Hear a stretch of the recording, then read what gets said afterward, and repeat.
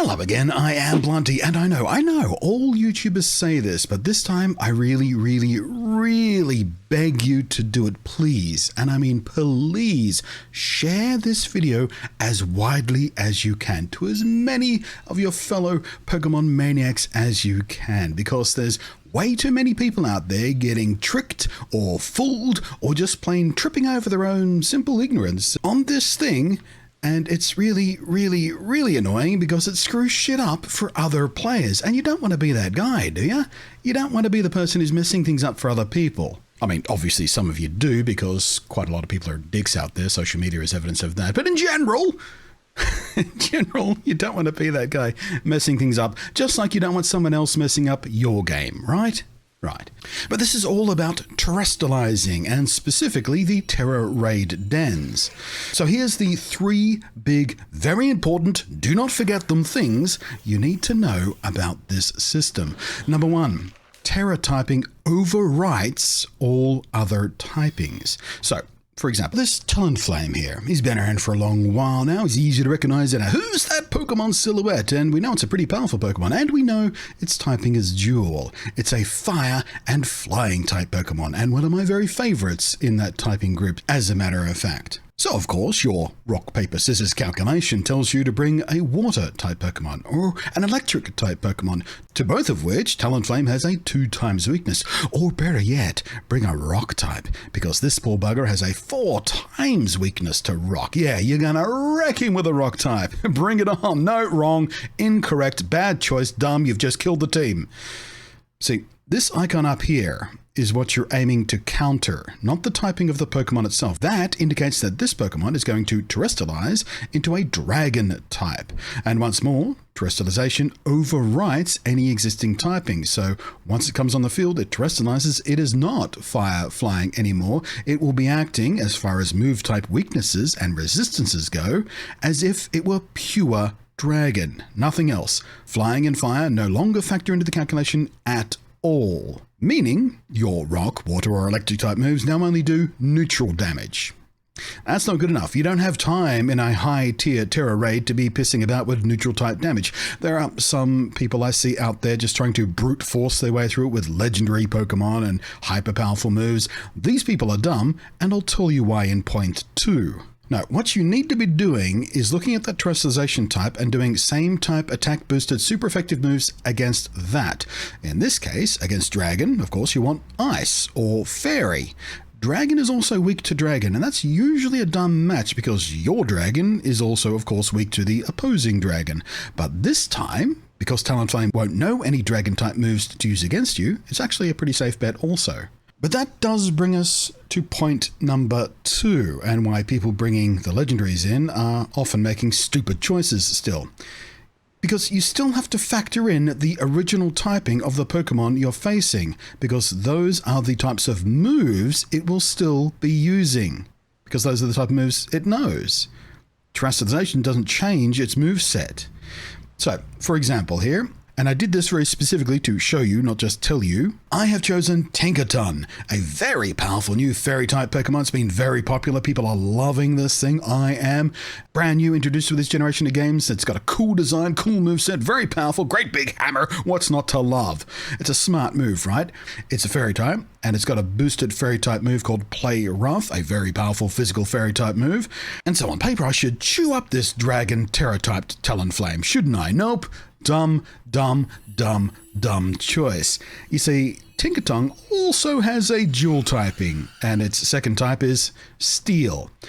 Neutrally safe against Dragon type moves, no worries, right? No, Steel is extremely weak to Fire type moves, which of course, as we discussed, Talonflame still knows even after Terastallizing.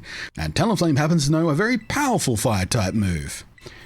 As Jared, the other player in this raid who bought this exciting new heavy hitter Pokemon just like me, his Tinkaton was weaker than mine, and he got one hit KO'd in the first goddamn round by Flare Blitz, one of the most powerful fire-type moves in the game. It has 120 base power and 100% accuracy, and it is super effective against, among other things, Steel-type Pokemon.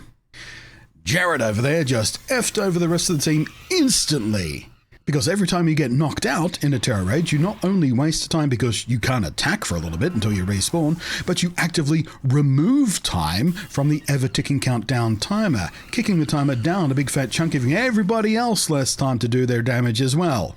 Oh, and Midnight over there, also with a brand new powerful Pokemon called Baxcalibur. I love that thing. It's literally just a Godzilla with ice instead of, you know, radiation breath.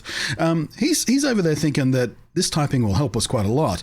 Except Baxcalibur is also a dual type. It's not just packing dragon type moves. It's second typing. Oh yeah, it's ice. And maybe he thought about the ice type weakness of dragons. Dragons are very vulnerable to ice type moves, and he probably thought he was making a smart decision. Maybe he thought he was going to be a hero coming in here with his Godzilla ice breath. But no, ice is also 2 times weak to fire. So he's having a very hard time staying alive. So, as you can see, while every single one of us bought a Pokemon who was strong against the Tera type, only one of us bought a Pokemon without inherent weaknesses to the moves that the Terastallized Pokemon still knows, even after Terastallizing into a completely different typing. So, we're clear on this at this point, right? You gotta make a choice of Pokemon not just strong against the Terastallization type and not concentrating on the native type of the Pokemon, but you do have to pay attention to the native type of the Pokemon because you've got to make sure you're bringing something that isn't weak to the types of moves that that Pokemon knows. There are 2 type matchups to think about every time you pick a Pokemon for one of these things. But of course, as anyone who's been joining multiplayer matches with online matchmaking knows, it's infuriating how many people just aren't getting the gist of it yet. And like I said, it's not their fault. The game doesn't do a great job of really explaining this stuff explicitly. But before I go, I want to tell you about that all-important third thing, last but not least. There are 3 support options. Please use them. There's an attack boost, a defense boost, and a heal option. So don't be a moron with this, please. Each participant gets 3 users of the system per match, and if you see a strong ally getting low on health, or you are low on health, please use the heal option.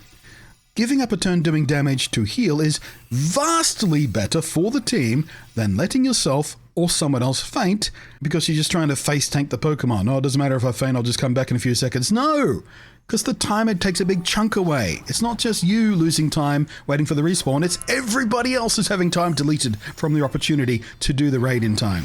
Don't let yourself faint. I know you don't want to give up a turn doing damage, but please, for the love of God, use the heal. Keep an eye on the rest of the team. If you see someone else being dumb and not using the heal, use the heal on their behalf because the heal applies to the entire team. And if you personally are not doing tons of damage, but other team members are being very effective, go ahead and boost their damage. Choose the option to boost their damage. If they're already doing way more damage than you per turn, boost it. Make them even better at doing their damage. Do not sleep on the support moves. They're there for a reason and they are extremely useful. I kept track last night as I was doing some of these dens, getting a bunch of, XP candies and whatnot to train up some other Pokemon. Of 20 dens that I took part in and recorded this information for 18 of them, I was the only player using the heal system ever. And in 16 of those, we almost would have certainly failed if I hadn't been doing that. Because very often when I was doing that, multiple other members were about to get KO'd on the next turn, and that would have nuked the timer and basically guaranteed us all a fail. Me paying attention to other people's health didn't guarantee us a win every time, but we did scrape through a few matches that we certainly would have lost if I wasn't doing that. So please, everyone else out there, pay attention to it as well. 3 things. That's not too much to ask, right? 3 easy things. 3 dead simple things. Once you know them, it's easy to remember them, keep them in mind, and you'll have more wins. And everybody will have more wins.